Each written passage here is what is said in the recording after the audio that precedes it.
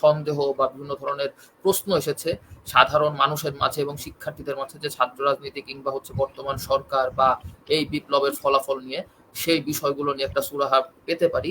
তো আমি প্রথমেই যে বিষয়টি নিয়ে আসলে জানতে চাই সেটি হচ্ছে, আমাদের যে আন্দোলনটি করা হয়েছে, তো এই আন্দোলনটি একটি পর্যায়ে যে সরকার পতনের আন্দোলনের দিকে গেল, তার মূল কারণটি ছিল যে সরকার দলীয় ছাত্র সংগঠনটিকে নিপীড়ন চালানোর যে একটি দীর্ঘ পরম্পরা, এবং এটি আসলে একটি পুরো আমরা দেখলাম পুরোদমের পর্যায়ে গেল, এবং সেখান থেকে আসলে শিক্ষার্থীরা নিশ্চিত হলো যে এইভাবে করে সরকার বা হচ্ছে কেন্দ্রীয় সংগঠনের লেজুর ভিত্তি কর্তৃক রাজনীতি, এটি আসলে কখনো ফলপ্রসূ হতে পারে না। এটার জন্যই আসলে সরকার বিরোধী একটি মোড় নিতে দেখলাম আমরা আন্দোলনকে একটি পর্যায়ে। তো সেখান থেকে সবারই, আমরা অনেক জায়গা থেকে দেখেছি যে ছাত্র সংগঠনগুলো নিষিদ্ধ হওয়ার দাবি আসছে, কিংবা অনেক ক্যাম্পাসে ছাত্র রাজনীতি নিষিদ্ধ হয়ে গেছে ইতিমধ্যে। তো সেখান থেকে আমি প্রথমে হচ্ছে মেঘদার কাছে আসতে চাচ্ছিলাম যে ভবিষ্যতে ক্যাম্পাসের ছাত্র রাজনীতির গতি প্রকৃতি আসলে কেমন দেখছেন, বা এর রূপরেখা কেমন হতে পারে। মেঘ মোল্লার বসু। প্রথমত ধন্যবাদ মানে আলোচনাটির আয়োজন করার জন্য। আমরা এমন একটা সময় আসছি যেই সময় আসলে আমরা কি ভাবতেছি এটা অনেকদিন পর ম্যাটার করা শুরু করছে। মানে সাধারণভাবে একটা দীর্ঘ সময় আমরা পার করে আসছি যেখানে আসলে যে কোনো ধরনের পলিসি আলোচনাই হোক বা যে কোনো ধরনের সাবস্টেন্সিয়াল আলোচনা হোক, এই আলোচনাগুলোর কোনো গুরুত্ব ছিল না। আসলে আমার মধ্যে হিস্ট্রির এরকম একটা খুব রেয়ার টাইম গুলার একটা আছে যেখানে আসলে সাধারণ মানুষ কি ভাবতেছে বা সাধারণ মানুষের কাছে কি ভাবনা পৌঁছানো হচ্ছে সেটা গুরুত্বপূর্ণ।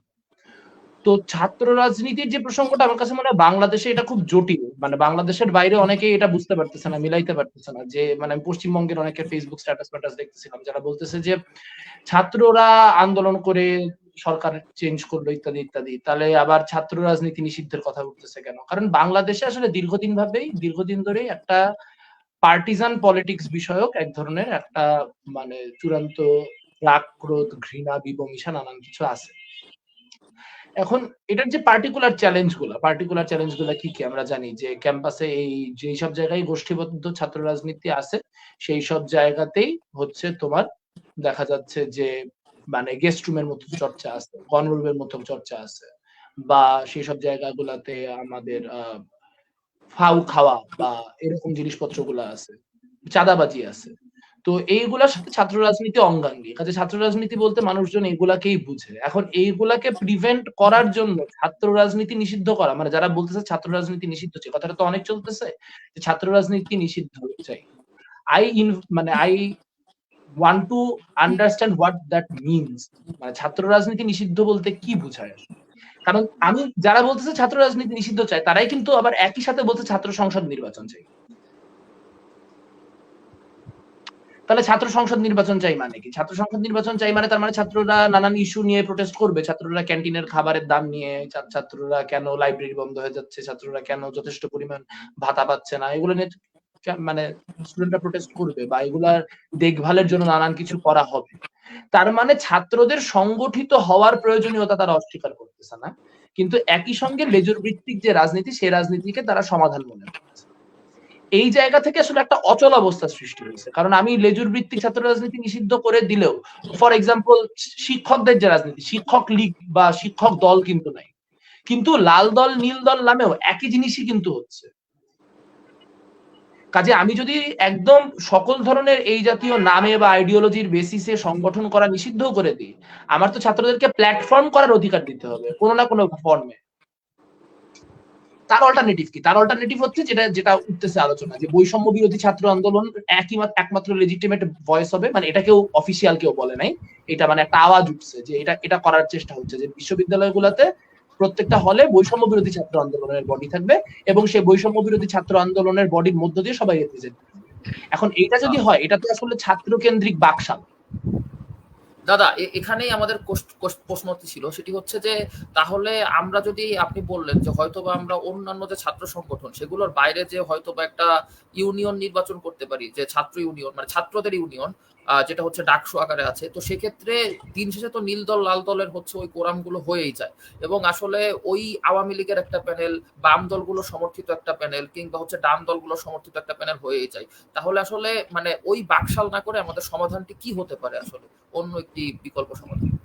আমার কাছে মনে হয় যে আসলে পুরো বন্দোবস্তটার ক্রাক্সটাকে খুঁজে বের করতে হবে। পুরো বন্দোবস্তটার ঝামেলাটা হচ্ছে যে যখন 90-এর দশক পর্যন্ত ছাত্র রাজনীতি ছিল, 90-এর দশকে যখন প্রথম বিএনপি সরকার আসলো বা তার আগ দিয়ে একটা সেটেলমেন্ট করা হলো যে হলগুলোতে ছাত্র সংগঠনগুলোর আলাদা রুম থাকবে, যে কিছু যারা রাজনীতি করে তাদের জন্য, যেহেতু তারা তাদের রাজনীতি করার সুবিধার্থে তাদেরকে একসঙ্গে ব্লক হিসেবে থাকতে দিতে হবে।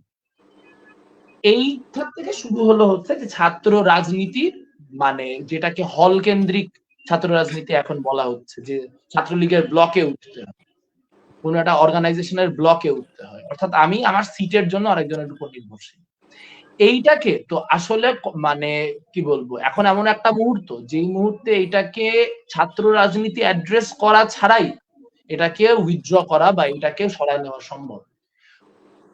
প্রশাসন সিটের কন্ট্রোলে থাকবে, এইটার সাথে ছাত্র রাজনীতির সম্পর্ক।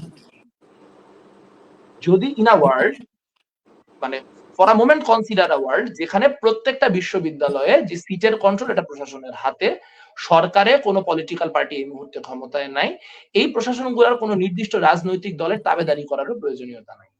এরকম কনটেক্সটে যদি প্রশাসনের হাতে আসলেই সেরকম লোকজন দিয়ে প্রশাসন বানানো যায় যারা হলের কন্ট্রোল রাখতে পারে, যেখানে হলে কোনো ব্লক সিটের কোনো বিষয় নেই, সেখানে আমার হলের ছেলেটা যদি আলাদা করে ছাত্র লীগ করে বা আলাদা করে ছাত্র দল করে বা আলাদা করে ছাত্র সংগঠন করে, তাহলে সেই ক্ষেত্রে মানে প্রবলেমটা কোথায়? মানে আমরা অ্যাকচুয়াল প্রবলেমটা তো কেউ বলতেছে না ছাত্র রাজনীতি, সবাই আচ্ছা বলতেছে প্রবলেমটা দাদা, হচ্ছে। আমার মনে হয় যে আমরা আপনার কাছে আবার আসবো। তো আমরা কয়েকটা হ্যাঁ জিনিস আসলে ডেফিনেটলি হয়ে গেছি, ছড়ানো যে হচ্ছে কিভাবে করে মানে আমরা হচ্ছে ব্লক ভিত্তিক রাজনীতি থেকে বের হয়ে আসতে হবে, কিংবা হচ্ছে এই যে আলাদা বিভিন্ন ধরনের ছাত্র সংগঠন কেন্দ্রিক সিট বরাদ্দ দেওয়া, এগুলোই হয়তো মূল সমস্যার কারণ। তো প্রাপ্তির কাছে আসতে চাচ্ছিলাম যে আপনি